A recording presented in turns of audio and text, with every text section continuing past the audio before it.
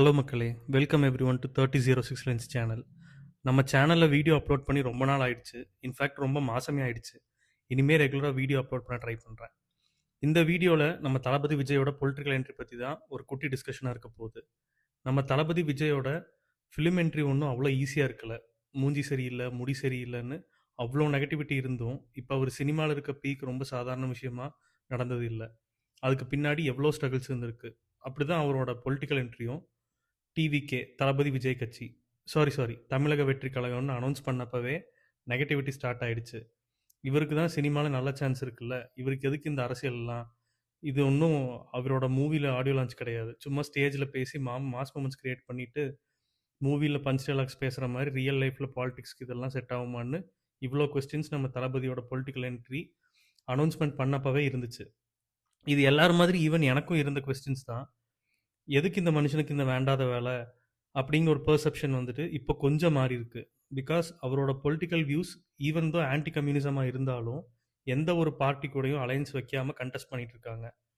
DMK and பிஜேபியை லாஸ்ட்டாக நடந்த ஃபியூ மீட்டிங்ஸில் மனுஷன் நல்லா வச்சு செஞ்சுருப்பார். ஃபாசிசம், பாயாசம், ஸ்டாலின் அங்கிள், சிஎம் அங்கிள்னு நல்லா சர்க்காசம் பண்ணி பேசினது எல்லாம் கேட்க நல்லா தான் இருந்துச்சு. ஆனால் இவ்வளோ பெரிய பார்ட்டிஸை ஒரு புது லீடர் இவ்வளோ டேரிங்காக பேசுனது ரொம்ப பெரிய விஷயந்தான். ஆனால் இப்போ போயிட்டுருக்க Jananayagan movie censor issue, movie leak ஆனதுன்னு நிறைய ஹிண்ட்ரன்ஸ் கொடுத்து எவ்வளவோ ஸ்டாப் பண்ண ட்ரை பண்ணாங்க. இதனால விஜய் ஸ்டாப் ஆக போகிறதும் இல்லை.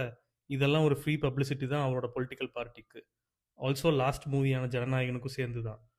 கெரியர் பீக்கில் இப்படி ஒரு டெசிஷன் எடுக்கவே ஃபஸ்ட்டு ஒரு பெரிய தைரியம் வேணும். அது மட்டும் அரசியலுக்கு பத்தாது. சினிமாலேருந்து வந்த எல்லாரும் எம்ஜிஆரும் ஆகிட முடியாது. பட் ஒரு நல்ல ஐடியாலஜியோட பார்ட்டி ரன் பண்ணி கேம்பெயின் எலெக்ஷன்ஸ் டைம் ஒர்க் பண்ணிட்டு இருக்காங்க. ஆனால் ஆப்போசிஷன் பார்ட்டியாக வர ரொம்ப பெரிய சான்ஸ் இருக்குது அப்படின்னு தான் நமக்கு யோசிக்க தோணுது. பட் ஃபஸ்ட் எலெக்ஷனில் சிஎம் ஆகிட முடியுமான்னு கேட்டால் அதுக்கு சான்சஸ் கம்மி தான்.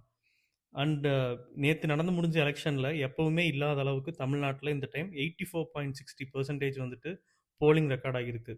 ஒருவேளை லாஸ்ட் மினிட்ல பாபா மந்திரம் போட்ட மாதிரி ஏதாச்சும் மேஜிக் நடக்குமோ என்னமோ, விஜய் சிஎம் ஆக கூட வாய்ப்பு இருக்குது. பட் ஜோக்ஸ் அப்பார்ட், இப்போதைக்கு டிஎம்கே அண்ட் ஏடிஎம்கேக்கு ஒரு ஸ்ட்ராங் அப்போசிஷன் பார்ட்டி வேணும். அண்ட் இந்த கரூர் ஸ்டாம்பேட் இஷ்யூவில் கொஞ்சம் இவருக்கு அகெயின்ஸ்டாக போனாலும் இன்னும் கொஞ்சம் மெச்சூர்டாக ஹேண்டில் பண்ணியிருக்கலாமோன்னு தான் எனக்கு பர்சனலாக தோணுச்சு. ஆல்சோ ஏதாச்சும் ஒரு ப்ராப்ளம் ஆர் இஷ்யூஸ்னு வந்தால் அதுக்கு வெறும் ப்ரெஸ் ரிலீஸ் மட்டும் கொடுத்துட்டு ட்விட்டரில் மட்டுமே அதை பப்ளிஷ் பண்ணுறாரு தவிர ஒரு கண்டனமாக எதுவுமே வரமாட்டேங்குது. பர்சனலாக இவர் சிஎம் ஆகணும்னு எனக்கும் ஒரு ஆசை இருக்குது தான். ஆனால் பாலிடிக்ஸில் விஷன் அண்ட் எக்ஸிக்யூஷன் ரொம்ப முக்கியம். வெறும் கூட்டத்துக்கு மட்டும் ஓட்டாக மாறிட முடியாது. சீமான் மாதிரி ஒரு நல்ல ஒரு கமாண்டிங் பவரும் மக்கள்கிட்ட கொண்டு போய் சேர்க்கறக்கு ஒரு நல்ல ஒரு விஷனும் இருக்கணும். நல்லது பண்ணணுங்கிற அளவுக்கு இவர் இருப்பாரா, மக்களுக்கு இப்படி ஒரு விஷயத்தை கொண்டு போய் சேர்க்கணுங்கிற அளவுக்கு இருப்பாரான்னு எனக்கு தெரியல. ஆஸ் அ பர்சன் அண்ட் ஆக்டராக இவரோட சில மூவிஸ் கில்லி, துப்பாக்கி இதெல்லாம் எனக்கு ரொம்ப பிடிக்கும். ஆனால் பொலிட்டிக்கல் பார்ட்டி லீடராக அப்படிங்கிறது அவ்வளோ ஈஸியெல்லாம் இல்லை. ஸோ வெயிட் பண்ணி பார்ப்போம் நம்ம ஓட்டு டிவிகேக்கு போகுதான்னு. ஆல்சோ நீங்களும் தளபதி விஜயோட ஃபேனாக ஓட் பண்ணாமல் ஒரு நல்ல சிட்டிசனாக இருந்து ஓட் பண்ணி உங்கள் ஏரியாவில் கண்டெஸ்ட் பண்ணுற ஆள் தான் உங்கள் ப்ராப்ளம்ஸை சால்வ் பண்ண போகிறாரு.